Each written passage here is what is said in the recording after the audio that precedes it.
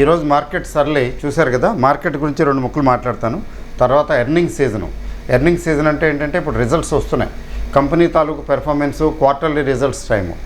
చెప్పాలంటే ఇది ఏప్రిల్ నెల కాబట్టి క్వార్టర్లీ రిజల్ట్స్ అంటే క్వార్టరు మీకు జనవరి, ఫిబ్రవరి, మార్చి క్వార్టర్, ఆ క్వార్టర్లీ రిజల్ట్స్ వస్తాయి. Plus year total financial year end అంటే 2018, 2019 టోటల్ ఫుల్ ఇయర్ రిజల్ట్స్ కూడా వస్తాయి. అంటే వాటికి టైం పడుతుంది. They may take 1 or 2 months. అయితే క్వార్టర్లీ రిజల్ట్స్ పర్వాలేదు, ముందే ఇవ్వగలరు. కాబట్టి రిజల్ట్ సీజన్ కాబట్టి మార్కెట్ కొంచెం అప్రమత్తంగా ఉండే అవకాశం ఉంది. అయితే ఇప్పటి వరకు జరుగుతున్న మార్కెట్లో ఏమిటి కనబడుతున్నదంటే అసలు ఏమీ మనం దాని గురించి ఎటు వెళ్తుందని మాట్లాడటానికి అవకాశం లేకుండానే ఉంది. గమనించారు కదా మీరు. చూడండి, మీరు 11,700 ప్లస్కి వెళ్ళింది కదా, వెళ్ళి తగ్గింది, మళ్ళీ పెరిగింది, మళ్ళీ తగ్గింది, మళ్ళీ పెరిగింది, మళ్ళీ తగ్గింది. ఏంటిది? ఇక్కడున్నాం అంటే ఏ రోజుకి ఆ రోజు చూసారా? ఇక్కడ కరెక్షన్ వస్తే మళ్ళీ ఇక్కడ రికవర్ అయింది, మళ్ళీ ఇక్కడ కరెక్షన్ వస్తే ఇక్కడ రికవర్ అయింది. అలా అని చెప్పి బాగా కిందకు వచ్చిందా లేదు, ఇది బాగా పైకి వెళ్ళిందా లేదు. అంటే ఈ 2 సమానం, ఈ 3 తీసుకోండి, ఇవి సమానం, ఇవి కూడా దాదాపు సమానం. ఇవాళ కొంచెం కొద్దిగా ఇదేం ఇన్సిగ్నిఫికెంట్. అంటే డౌన్ ఇవి సమానం ఉంటే ఏంటి దీని అర్థం? పైకి కిందకి పని పాటలేదు, ఖాళీగా కూర్చున్నాము, ఏదో ఒకటి చేద్దాం అన్నట్టుగా పైకి కిందకి, ఒకరోజు పైకి ఒక రోజు కిందకి, ఒకరోజు పైకి ఒక రోజు కిందకి. అంటే నిన్న మీకు చెప్పాను, కొంతమందికి అర్థమై ఉంటుంది ఖచ్చితంగానే. Upward trend అప్వార్డే, బుల్లిషే. ఎందుకంటే ఎఫ్ఐఎస్ కొంటున్నారు, డిఐఎస్ పెద్దగా అమ్మటం లేదు. ఈరోజైతే ఎఫ్ఐఎస్ 1400 కోట్లు ఎంతో చిల్లర కొన్నారు. 400-500 కోట్లకి మన డిఐఎస్ కూడా కొన్నారు. అంటే ఇక్కడ ఎవరు అమ్మారు అంటే వీళ్ళు కాదు, వాళ్ళు కాదు, ఎఫ్ఐఎస్ కాదు, డిఐఎస్ కాదు, ఎవరు అమ్మారు, ఎవరు అమ్ముకుంటూ వచ్చారు. అయితే మార్కెట్లో వెస్టెడ్ ఇంట్రెస్ట్ ఉన్న వాళ్ళు అమ్మారని చెప్పుకోవచ్చు. ఎందుకని ఇవాళ 90 పాయింట్ల దాకా కుదేసి దింపేశారు, పడేశారు. ఏంటి పెంచడం తగ్గించడం ఎందుకు చేస్తున్నారు? ఇలా ఒక వారం అలా చేసినట్లయితే ఏమవుతుంది? ఈ ఆప్షన్స్ పాపం ఈ నిఫ్టీ తర్వాత బ్యాంక్ నిఫ్టీ ఆప్షన్స్లో ఉంటారు కదా, ఈ చిన్న వాళ్ళు ఉంటారండి.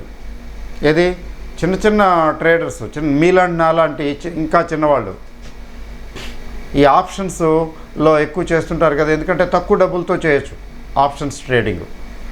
పుట్టుకొను లేదా కాలు కొను, పెరుగుతుంది అనుకుంటే కాలు కొనేస్తారు, తగ్గుతుంది అనుకుంటే పుట్టు కొనేస్తారు. ఈ పుట్లు కాల్స్ చక్కగా కరగబెట్టడానికి కరిగి ఇంత అయిపోతాయి. 136 రూపాయలు 2 పుట్టు కాలు, రెండింటి కాంబినేషను. జస్ట్ నేను స్టడీ పర్పస్ కోసం చూస్తుంటే ఇవాళ అది 65కి వచ్చింది, 2 కలిపి. 2 పుట్టు కాలు టోటల్ 136 అయితే ఇవాళ 65 ఈ 3 డేస్లో. థర్డ్ డే ఇది, రేపు సెటిల్మెంటు. అంటే ఏంటి అవుతుందంటే పెరుగుతా తగ్గుతా అక్కడక్కడే ఉన్నప్పుడు ఏమవుతుందంటే it's moving in a narrow range. ఒక రకంగా చెప్పాలంటే డిసైసివ్గా పైకి వెళ్ళటం లేదు, కిందకి రావటం లేదు. ఈ వారం రోజులు కాలక్షేపం అయిపోయింది. వారం రోజులు ఏమైపోయింది? పుట్టు కాలు 2 పోతాయంటే రేపటికి ఆ కాస్త కార్యం కాస్త అయిపోతుంది, ఇది పోతుంది, అది పోతుంది. అలా వదిలేస్తేనేమో 0 అవుతుంది, ఇంకా పెరుగుతుందేమో అనుకుని ఎదురు చూసినప్పుడు ఛాన్సెస్ 50-50 అని చెప్పకూడదు, 0 అయిపోవడానికి ఛాన్సెస్ ఎక్కువ ఉంటాయి. అంటే నేను మిత్రులకి, మరి ఎవరెవరు చూస్తున్నారో నాకు తెలీదు, నేను ఇచ్చే సలహా ఏంటంటే బ్యాంక్ నిఫ్టీ తర్వాత నిఫ్టీలో వీక్లీ ఆప్షన్స్ జోలికి వెళ్ళకండి. ఎందుకంటే మీకు తెలీదు what is happening there. 7 out of 10 times మీకు పోతుంది, 3 out of 10 టైమ్స్ వస్తుంది. ఎప్పుడైనా వస్తే లాటరీ లాగా వస్తుంది, అది మళ్ళీ కరిగిపోతుంది, వెళ్ళిపోతుంది. అంటే నెట్ తీసుకుంటే మైనస్ సైడ్ ఎక్కువ ఉంటుంది. ఎక్సెప్షనల్గా కొంతమంది ఉంటారు, కొంత విద్య తెలిసి ఉంటారు, కొంత లక్ కూడా బాగుంటుంది, కొంచెం స్ట్రెంగ్త్ ఉన్నవాళ్ళు వాళ్ళకి వస్తాయి డబ్బులు.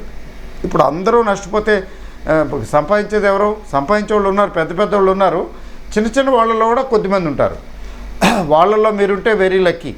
But 80% and above people lose money in Nifty and bank Nifty options, particularly weekly options.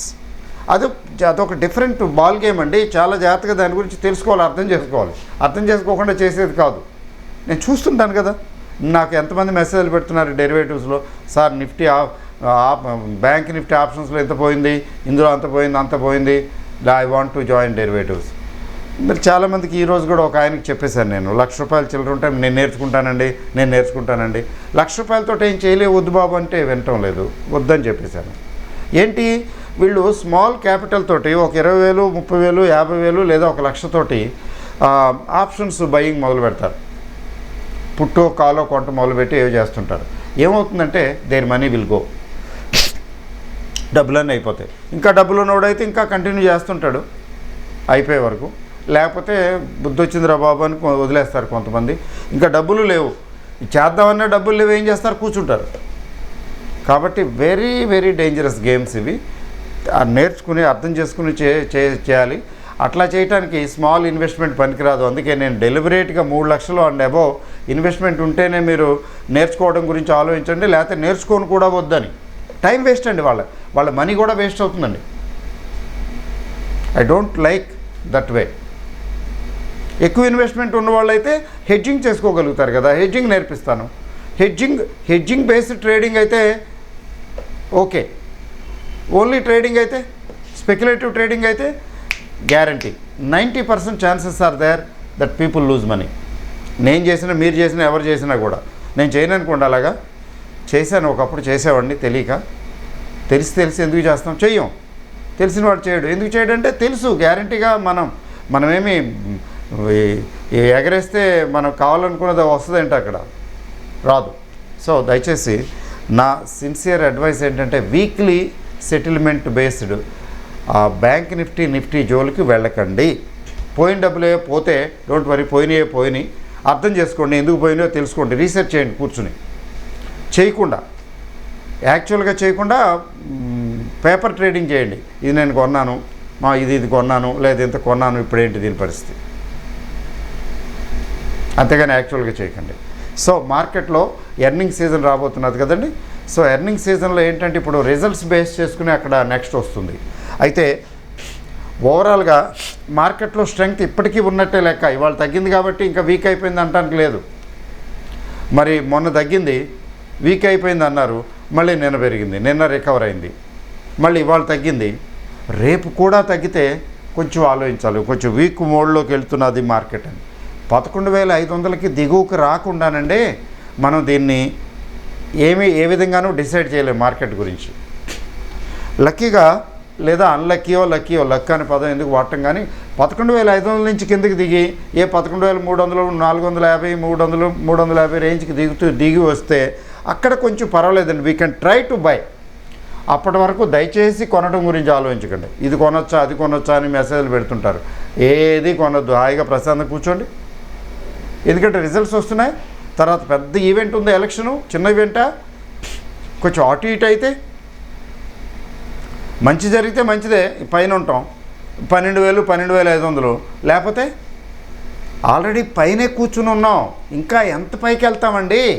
Hello, వింటున్నారండి? Hello, already పైన ఉన్నాం మనం, ఇంకా ఎంత పైకి వెళ్తాము? స్కోప్ తక్కువ. దిగితే కింద చాలా ఉంది. పైన ఉన్నవాడు కింద చాలా ఉంది, దిగితే పైన ఉన్నవాడు ఇంకా పైకి వెళ్ళటానికి ఏముంది, ఇంకా పైకి వెళ్ళిపోవాలి. అందుకని no fresh buyings even today. I say let it come down, let it cool down. లేదా అక్కడే ఉంటుంది, ఒక లైన్లో పడుతుంది. మన దగ్గర ఉన్న షేర్లు ఉన్నాయి కదా, లెట్ us సెలబ్రేట్. మార్కెట్ బాగుంది, పెరుగుతున్నది, నా షేర్లు కూడా ఒక్కొక్కటి పుంజుకుంటున్నాయి, బాగున్నాయి, పికప్ అవుతున్నాయని అనే సాటిస్ఫాక్షన్ వస్తుంది, అంతే తప్ప. సో ఫ్రెష్ ఇన్వెస్ట్మెంట్ విషయంలో చాలా కేర్ఫుల్గా ఉండండి. No fresh investments. Particularly results పెద్దగా ఏమీ మిరాకిల్స్ ఏం జరగవు ఈసారి కూడా రిజల్ట్స్లో. మరి మిరాకిల్స్ జరిగినప్పుడు సో మిక్స్డ్గా ఉన్నాయనుకోండి, అప్పుడు ఇది మ్యాచ్ అవ్వదు కదా ఈ index.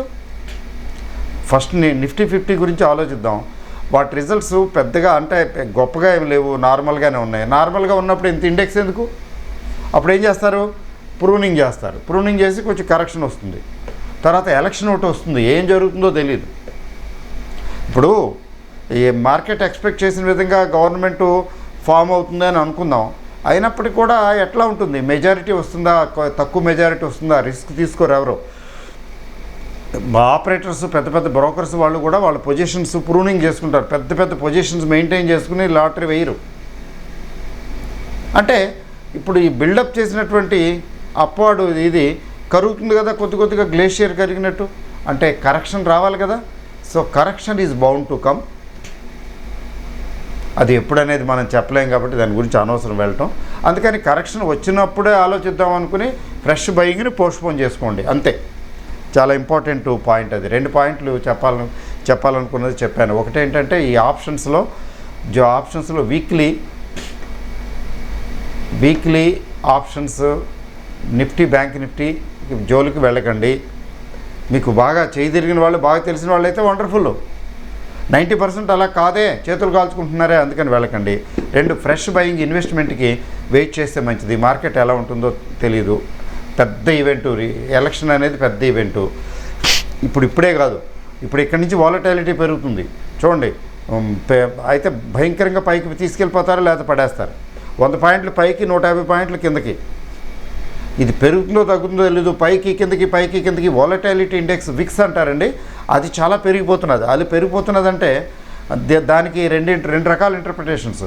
First primary and major interpretation ఏంటంటే, వాలటాలిటీ ఇండెక్స్ పెరిగితే అంటే ఈ పెరగటం తగ్గటం చాలా స్టీప్గా ఉంటుంది. ఒక 100 పాయింట్లు వెళ్ళిపోతుంది పైకి, 150 దిగేటప్పుడు కూడా 100-150 పాయింట్లు దిగిపోవచ్చు. Steep fall and steep rise on a given particular trading day. అంటే రోజు అని కాదు, ఆ పర్టికులర్ ట్రేడింగ్ డేలో స్టేబుల్గా వెళ్ళదు ఇండెక్స్. వెళ్ళిపోతుంది, లేకపోతే దిగిపోతే అలా దిగిపోతుంది, లేకపోతే కొంచెం సేపు వెళ్ళిపోతుంది పైకి, ఇంకేముంది బ్రహ్మాండంగా ఉంది మార్కెట్ అనుకుంటాం, మళ్ళీ మొదలవుతుంది కిందకి, ఎక్కడ పాతాళాన్ని పడుతుంది. ఫైనల్ అవుట్కమ్ మైనస్ సైడ్ ఉండొచ్చు, ప్లస్ సైడ్ ఉండొచ్చు, కానీ ఇన్ బిట్వీన్ ఈ ట్రేడింగ్ అవర్స్లో పైకి కిందకి బాగా ఎక్కువ పైకి వెళ్ళటం, బాగా ఎక్కువ కిందకి దిగటం, ఇలాంటివి జరుగుతాయి. ఆ వాలటాలిటీ మనం తట్టుకోలేము. ఆ వాలటాలిటీ టైంలో ట్రేడింగ్ పెరిగితే ఇంకేముంది పెరిగిపోద్ది అనుకుని కొనలేము, తగ్గుతుంటే ఇంకేమో తగ్గిపోద్ది అనుకుని ఇచ్చేయలేము. అందువలన అఫ్కోర్స్ షార్ట్ టర్మ్ ట్రేడింగ్ మనం చేయమనుకోండి, అట్లా చేయక్కర్లేదు, చెప్తున్నాను. ఈ వాలటాలిటీ ఉంటుంది కాబట్టి అర్థం కాదు మార్కెట్. ఓకే, సో అది వాలటాలిటీ పెరుగుతుంది. నెంబర్ 1. ఈ వాలటాలిటీ ఇండెక్స్ పెరుగుతూ ఉంటే ఇంకొకటి కూడా ఉంది. మార్కెట్ స్టేబుల్గా పైకి వెళ్ళకపోవచ్చు, అంటే మార్కెట్ పెరగకపోవచ్చు. అది ఓన్లీ 50% ప్రాబిలిటీ. జనరల్గా ఏంటంటే వాలటాలిటీ ఇండెక్స్ పెరుగుతూ ఉంటే మార్కెట్లు ఏం పెరగవు. అంటే పెరిగితే పడేస్తారు, ఏముంది పెరిగితే వీళ్ళు బేర్స్ ఏం చేస్తారంటే మళ్ళీ కుదేస్తారు, కింద పడేస్తారు, సెల్లింగ్ వచ్చేస్తుంది. అది ఈ 2 ఇండికేషన్స్ ఉన్నాయి కాబట్టి చాలా ప్రశాంతంగా కూల్గా చూడటం మంచిది. ఓకే, అయితే ప్లస్ సైడ్ ఏంటంటే బయింగ్లోనే ఉన్నారు ఎఫ్ఐఐస్ వాళ్ళంతా, వాళ్ళు ఎవరో సెల్లింగ్ చేయటం లేదు, అంటే వాళ్ళకి బాగా నమ్మకం కుదిరినట్టుంది. సెకండ్ ఏంటంటే నెగిటివ్ సైడ్ తీసుకుంటే కొంచెం క్రూడు స్టేబుల్గా ఉంది, కానీ మరీ అంత స్టేబుల్ కాదు అనిపిస్తున్నది. ఒక దగ్గర 10% దాకా పెరిగిపోయిందండి ఈ మధ్యకాలంలో. ఒక 10% పెరిగింది. ఇప్పుడు ఫర్ ఎగ్జాంపుల్ 400 అనుకోండి, $400 అనుకోండి, $440 అయింది దగ్గర, అంటే 10%ఏ కదా. అందువలన ఇది ఇంకా పెరిగితే మాత్రం ఇబ్బందే. తర్వాత డాలర్ $70 వెళ్ళింది అనుకోండి, ఆ వంకన అప్పుడు సెల్లింగ్ వస్తుంది. డాలర్ బిలో 70 ఉన్నంత వరకు కొంచెం ఓకే, మరి 70 అండ్ అబవ్ వెళ్ళిందంటే కొద్దిగా ఇబ్బందే కదా. ఎందుకంటే ఎఫ్ఐఎస్ వరుసనే కొంటున్నారు కదండి, అందువలన డాలర్ మీద ప్రెషర్ లేదు. ఆ తర్వాత క్రూడ్ కూడా ఓకే, క్రూడ్ కూడా కొద్దిగా పెరుగుతూ వెళ్ళింది, ఓకే. మరి క్రూడ్ అయితే మెయింటైన్ అవుతుందా, మళ్ళీ దిగి వస్తుందా అని నేను అనుకుంటున్నాను. ఇంకొంచెం కరెక్షన్ రావచ్చు, కరెక్షన్ వస్తే మళ్ళీ స్టేబులే, నార్మలే. అందుకని క్రూడును ఈ డాలరు ఇవి కూడా కొంచెం వాచ్ చేసుకోవాలి, జాగ్రత్త చూడాలి. షార్ట్ టర్మ్ చేసేవాళ్ళు ఇన్వెస్టర్స్కి ఏం అక్కర్లేదు, హాయిగా ఉండొచ్చు. తర్వాత ఇంకొక coming to the important point derivatives గురించి. ఈ డెరివేటివ్స్ కోర్సు మనం స్టార్ట్ చేస్తున్నాం కదా. మీకు 21 మార్చి వీడియో చూశారు, చాలామంది ఇంట్రెస్ట్ చూపించారు. Okay, good, thank you very much. అయితే మరి అందులో కొందరిని తీసుకోవటం జరిగింది, మరి కొంతమంది వెయిట్ చేస్తున్నారు నాకు తెలుసు. మరి చూద్దాం. బట్ చెప్పాను కదా, ఆ క్రైటీరియా ఫుల్ఫిల్ అవ్వకపోతే మరి కొంచెం కష్టమే. ఇది classes Saturday, first class will be on Saturday. Saturday ఏం డేట్ వస్తున్నది? ఈ సాటర్డే అంటే ఈరోజు బుధవారం కదండి. బుధవారం 10, 11, 12, 13, 13th. Very good. Total 4. 13th అంటే టోటల్ 4 అవుతుంది కదా. టోటల్ 4 అవుతుంది. 4 rules over education, mother and real estate. Okay okay. So 13th first class వస్తుంది. ప్లస్ అది we are going to do it. And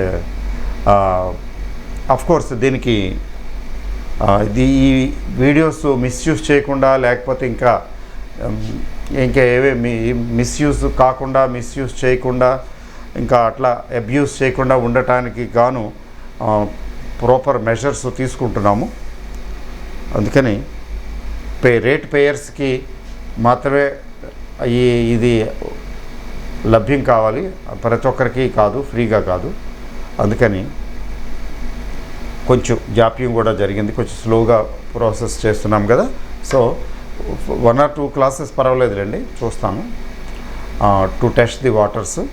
తర్వాత ఇది సాటర్డే. అయితే ఇందులో మీలో కొంతమందికి ఈ కమ్యూనికేషన్ రాలేదేమో. You might not have got reply or communication, possibility is there.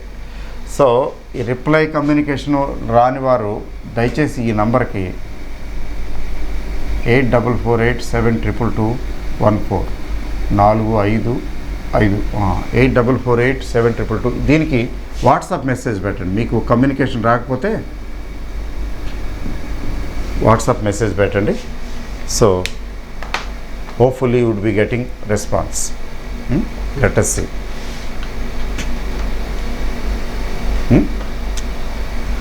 Thank you very, very much, and we are marching towards further learning. Let us hope, and మీకు అయితే wish you all the best. మరి రేపు మరి మీరు ఎలక్షన్స్లోకి వెళ్ళబోతున్నారు కదా, all the best. Elections గురించి మనం చెప్పుకోవాల్సింది ఏముంటుంది రండి, everything is okay. Let us see. All the best. Thank you very much.